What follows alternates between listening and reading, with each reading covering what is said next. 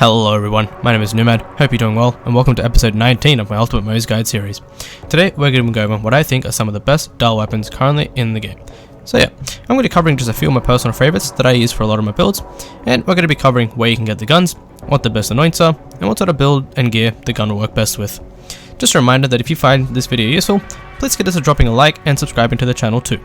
And I also want to let you guys know that I've been streaming on Twitch on Mondays, Wednesdays and Fridays at 7 AM Eastern, where we work on new builds, do random playthroughs and all things in between. So, if you want to join in, I'll be putting the link to my channel in a pinned comment down below. Thanks! And now, with all that said and done, grab your popcorn, strap yourselves in and let the actual video commence. So, in no particular order, let's start with a Kaoson. It's an SMG that drops on Mayhem 6 and above from none other than the legendary Captain Traunt himself, the boss you can find at the end of the hardest area in the game, Athena's. The Kaoson can come in a single or multi-projectile variant, and also any element. I personally recommend the radiation and corrosive elements, but if you're in the mood to be the avatar, feel free to get all elements. The best anoint I would recommend is consecutive hits, or the 390. I absolutely wouldn't recommend a next 2 mags anointment, as the base mag size of the Kaoson is on the lower side, and the fire rate is on the higher end. The balance between the two isn't that great, so therefore I'd recommend a Minesweeper class mod to get the most damage possible out of the Kaoson without a doubt. So, now with the Kaoson out of the way, let's move on to the similarly named Kaos. Now, I've spoken about the Kaos multiple times already, but considering this video is specifically about Dahl weapons, it would be a crime to not mention it. The Kaos is an assault rifle that drops from the Psych abilities over in the Empire on Eden 6, and can roll in any element bar radiation. And the anoint I suggest is consecutive hits. Minesweeper class mod is easily the best class mod to use this gun with, although the green monster can slip itself into a usable build too. Now, with that, let's start to change the pace for a little while now and cover a few DLC weapons.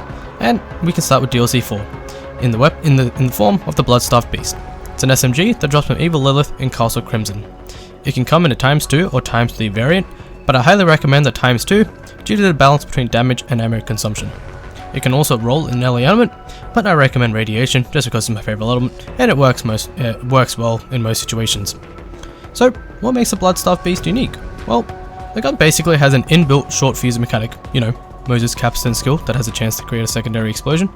The secondary explosion that the Bloodstaff Beast only happens every now and again and isn't proccing every shot. However, the secondary explosion the chances for the secondary explosion doesn't mean that the gun is bad in the slightest. This gun is incredibly powerful, as you can see in the gameplay in the background. Stick a Minesweeper class mod on this bad boy, and you got a very powerful mobbing alternative if you get sick of all the meta weapons. We then pull a 180 and say hello to DLC 2, Guns, Love and Tentacles, and more specifically, the Soulrender assault rifle, that drops from Tom and Zam in Heart's Desire. The Soulrender can roll in any element, and as far as anointments go, I recommend the consecutive hits.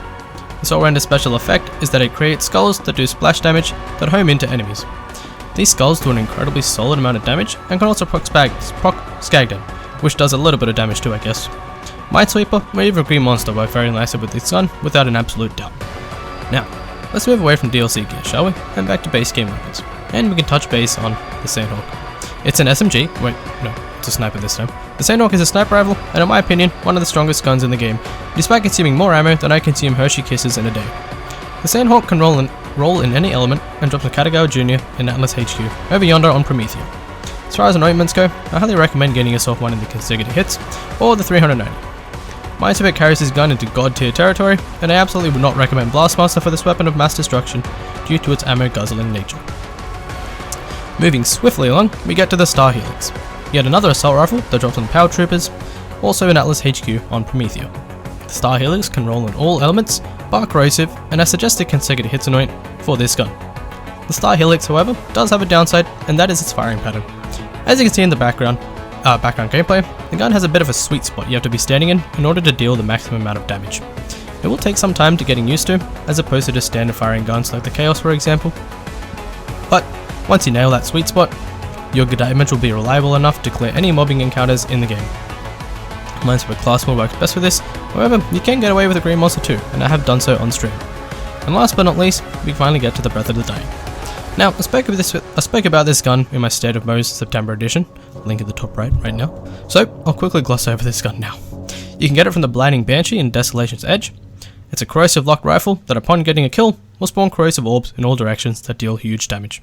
Now, the selling point of this gun, which is a special effect I just mentioned, is also its downside, for Moze specifically, as in order to proc the special effect, you need to get a kill with the base element itself, i.e. the corrosive, and not through any other means like additional damage instances, for example, Skagden and Short Fuse, because they will typically steal the kills.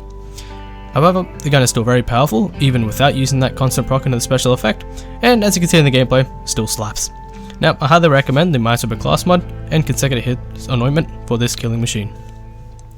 And yeah, just wanted to be quick about this, didn't want to drag this video on for longer than it has to, so that's about it for the video today.